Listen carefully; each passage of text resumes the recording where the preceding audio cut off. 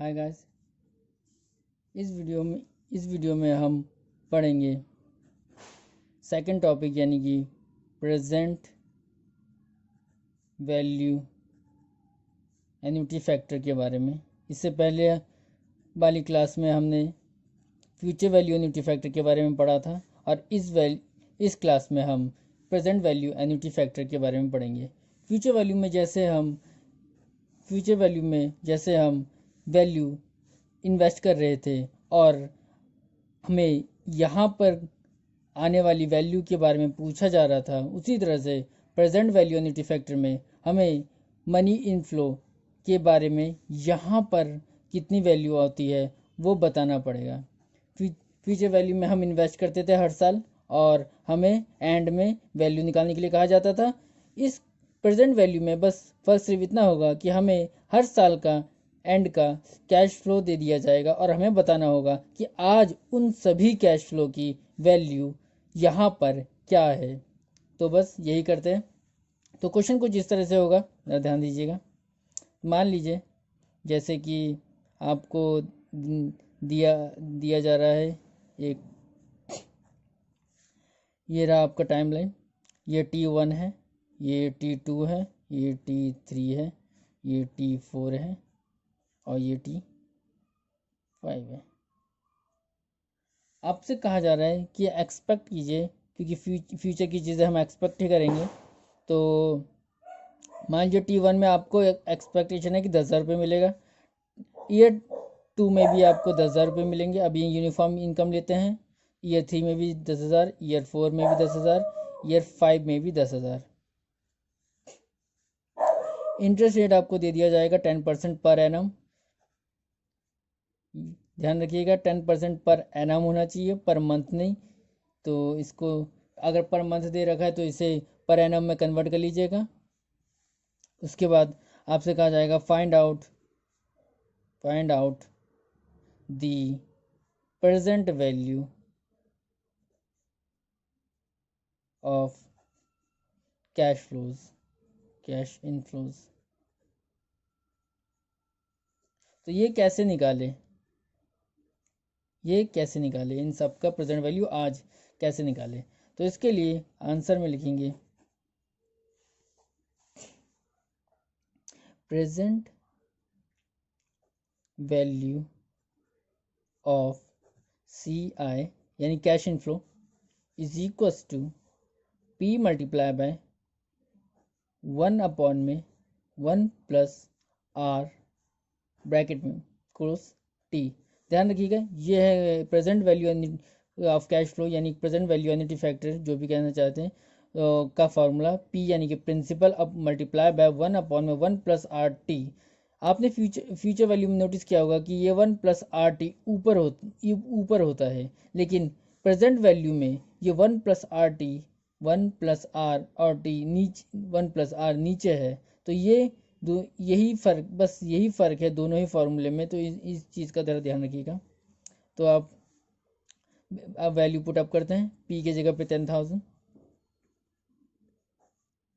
1 फार्मूले का है और R के जगह पे 10% मैं सीधा 1.0.1 लिख रहा हूँ। और T, अब T क्या लिखे? T उस फ्यूचर वैल्यू में हमने T सबसे पहले 4 लिया था, क्योंकि हमने जब इधर इन्वेस्ट किया था अमाउंट तो आगे 4 साल बाकी थे। उसी तरह से यहाँ पर आगे 4 साल बाकी थे, लेकिन अब हमें पीछे आना है। तो अब हम 4 नहीं ले सकते, क्योंकि यहाँ पर अगर हम यहाँ पर की बात करें तो 10,000 रुपये की जो वैल्यू है आज हमने इन्वेस्ट किया T1 पे ही इन्वेस्ट कर दिया हमने। और यहाँ पर आप देख सकते हैं कि कोई ईयर नहीं है, तो हम यहाँ पर 10,000 की टाइम क्या लेंगे? 0। उसी तरह से 10,000 1 प्लस 0.1 इस T1 में ये इधर इन्वेस्ट किया गया है और इसके पीछे कितने साल है? सिर्फ 1 साल। ये ध्यान रखिएगा, फर्स्ट सिर्फ 1 साल बाकी है, तो यहाँ पर कितना लेंगे? 1। उसी तरह से 10,000 1 प्लस 0.1। अब यहाँ पर देखते हैं इस 10,000 में कितने ईयर्स पीछे हैं? 1 साल, 2 साल, तो 2। उसी तरह से 10,000 अब इस 10,000 में कितने हैं, 1 2 3, तो उसे 3 प्लस 10,000। अब इस 10,000 के लिए 1 2 3 4, तो ये ध्यान रखिएगा, यही डिफरेंस है प्रेजेंट वैल्यू में और फ्यूचर वैल्यू में, कि फ्यूचर वैल्यू में हमने यहाँ से गिनना चालू किया था, यहाँ से गिनना चालू किया था, सॉरी, यहाँ से गिनना चालू किया था। सबसे पहले हम यहाँ पर रखते थे और गिनते थे कितने ईयर्स आगे जाने हैं, फिर यहाँ पर देखते थे कितने ईयर्स आगे जाने हैं, फिर यहाँ पर कितने ईयर्स आगे जाने हैं। उसी तरह से हम प्रेजेंट वैल्यू में देखते हैं कि इसके बाद कितने ईयर्स पीछे आने हैं, कितने ईयर्स पीछे आने हैं। तो प्रेजेंट वैल्यू में हम पीछे की तरफ आते हैं और फ्यूचर वैल्यू में हम आगे की तरफ जाते हैं। तो याद रखेंगे क्या, ध्यान रखिएगा कि फ्यूचर वैल्यू हमें आगे इधर की वैल्यू निकालनी होती है और प्रेजेंट वैल्यू हमें यहाँ की वैल्यू निकालनी होती है, यानी कि present value backwards, future value forward. तो बैकवर्ड आने के लिए हमें 1/1 का RT यूज़ करना पड़ता है, और अगर हम फॉरवर्ड यूज़ करें तो फॉरवर्ड में हमें P multiply bye 1+RT use करना पड़ता है, जिसके अपॉन में 1 नहीं होता। तो ध्यान रखिएगा, ये एक सिंपल तरीका है। उसके बाद जैसा कि देख सकते हैं 10,000 है, तो 10,000 कॉमन ले लेते हैं और इन सबको लिख लेते हैं। 0 1 2 3 4,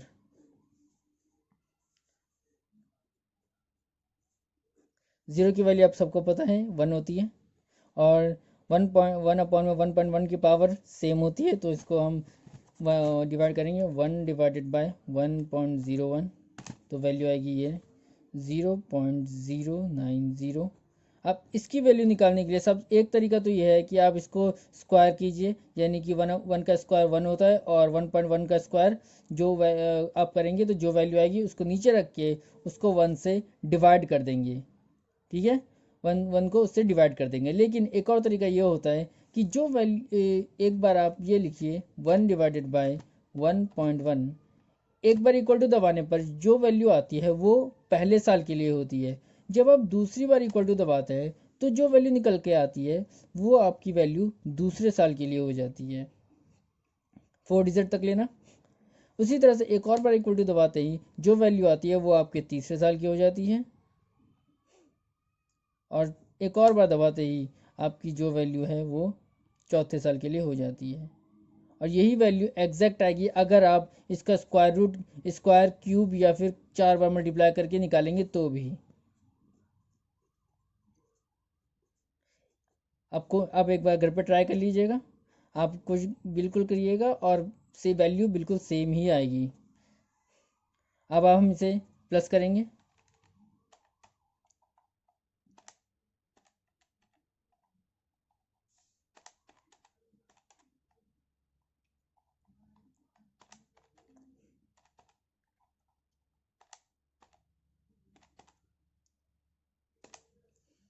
value I 4.1697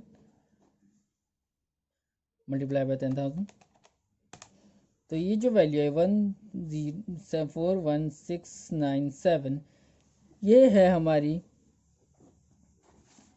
present value of cash inflows. ये है हमारी टोटल कैश इनफ्लो, यानी कि अगर हम एक्सपेक्ट करते हैं कि हर साल हमें 10,000 10,000 10,000 पिछले अगले 5 सालों तक 10,000 10,000 10,000 करके अगर कैश इनफ्लो होता है, तो उन सभी की आज प्रेजेंट वैल्यू है 41,697, और जिसकी मदद से हमने ये वैल्यू निकाली है, यानी कि इसे हम कहते हैं प्रेजेंट वैल्यू एन्युटी फैक्टर।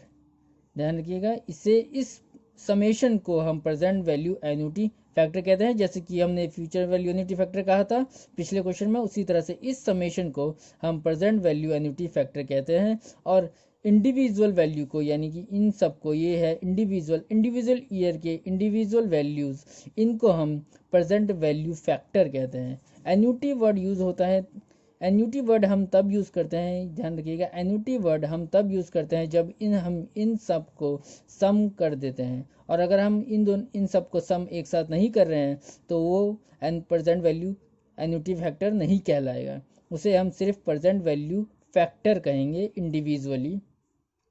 अब इसके अलावा जैसे कि आप देख सकते हैं कि इस क्वेश्चन में हमने यूनिफॉर्म इनकम ली थी, यूनिफॉर्म कैश इनफ्लो, यानी कि हर जगह 10,000 10,000 10,000 10,000 था, तो इस वजह से हमने 10,000 कॉमन ले लिया।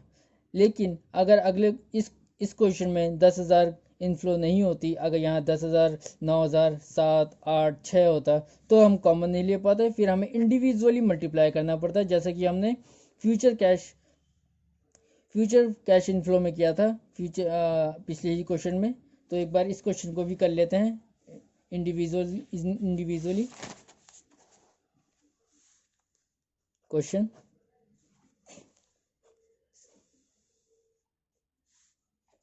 T1 10,000, T2 8,000,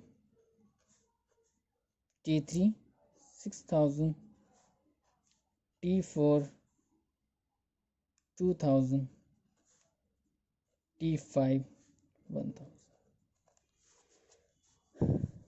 Interest at the rate 10% per annum.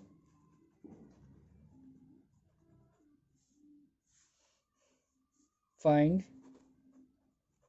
present value. Answer, तो इसमें हमें स्टेटमेंट बनाना पड़ेगा, यानी कि प्रेजेंट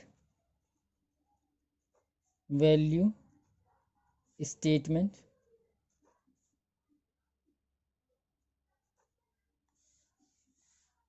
सबसे पहले ईयर 1 2 3 4 5, अमाउंट 10,000 8,000 6,000 2,000 1,000।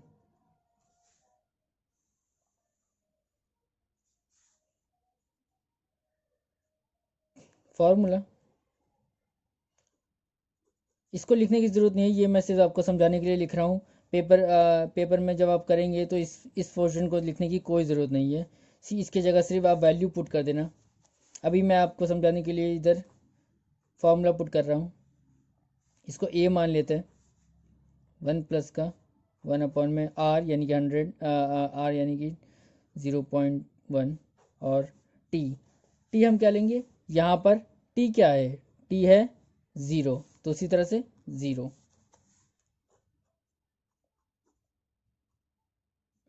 सॉरी,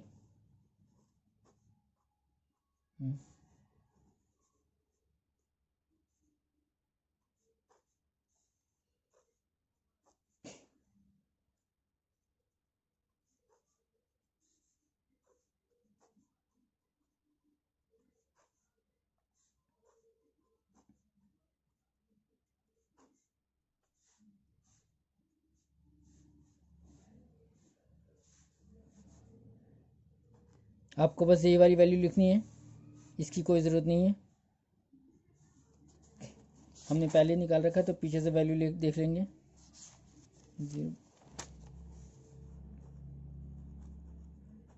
दोबारा कैलकुलेट करने की कोई ज़रूरत नहीं है।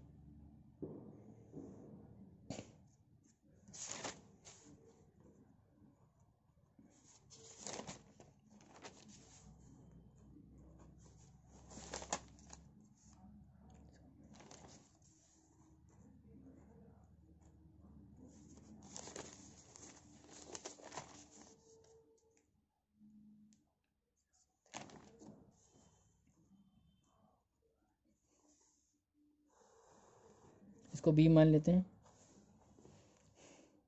अब A multiply by B,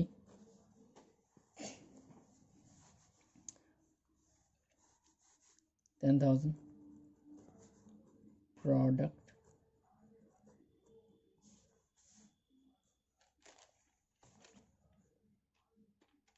8,000 multiply by 0.0,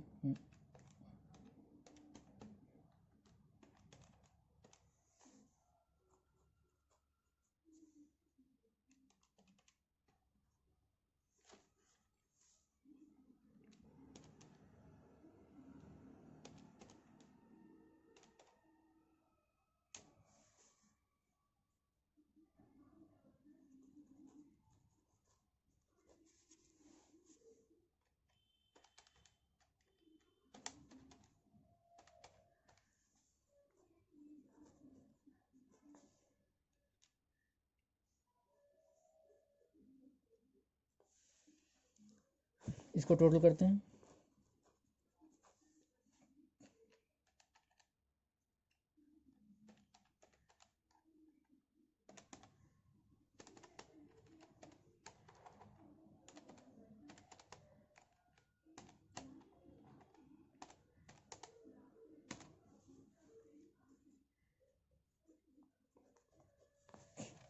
तो ये जो वैल्यू आपकी आई टोटल करने के बाद, इसे ही हम कहेंगे प्रेजेंट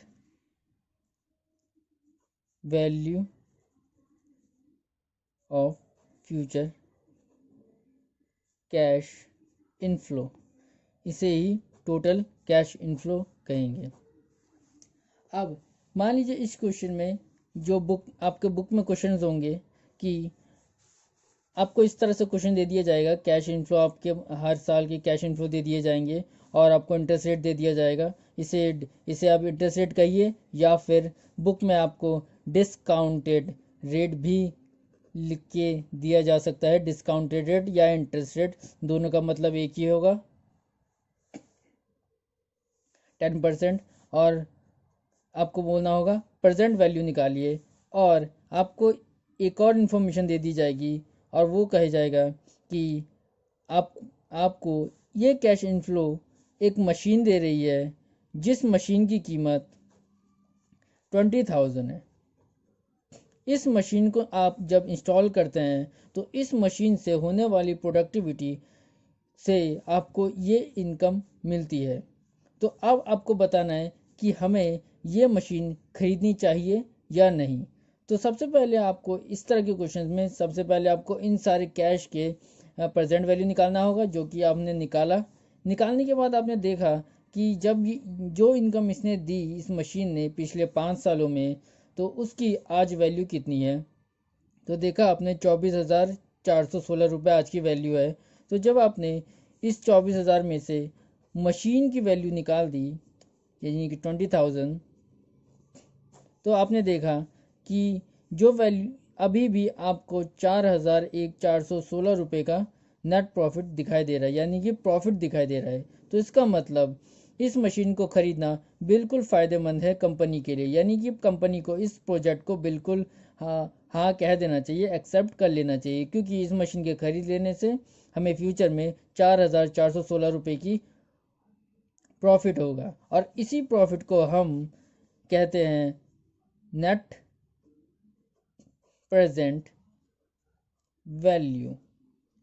हमें क्वेश्चन में ये निकालने के लिए कह सकते हैं कि find out the net present value of the cash flows. तो आप इस तरीके से नेट प्रेजेंट वैल्यू निकालेंगे। पिछले वाले क्वेश्चन में भी अगर आप नेट प्रेजेंट वैल्यू निकालना चाहे तो ये मान लीजिए ये हमारा इनकम आया था, तो इसमें से आप 20,000 माइनस कर दीजिए, और 20,000 माइनस करने के बाद जो आएगा वो आपकी नेट प्रेजेंट वैल्यू होगी। तो अगर आप इनकम यूनिफॉर्म है तो फिर इस तरह से आपको इंडिविजुअली निकालने की कोई ज़रूरत नहीं है। आप एन्युटी फैक्टर का यूज़ कीजिए और सीधा 20,000 माइनस कीजिए, आपके पास सीधा एनपीवी आ जाएगा। और अगर आपके पास इंडिविजुअल यूनिफॉर्म इनकम नहीं है तो आप इस स्टेटमेंट को बनाइए और इस तरह से इनकम निकालिए और फिर 20,000 माइनस करके आप नेट प्रेजेंट वैल्यू निकाल सकते हैं। तो इस तरह से आप अपना डिसीजन मेकिंग कर सकते हैं। Thank you. दोनों टॉपिक हमने यहाँ पर कंप्लीट किया एंड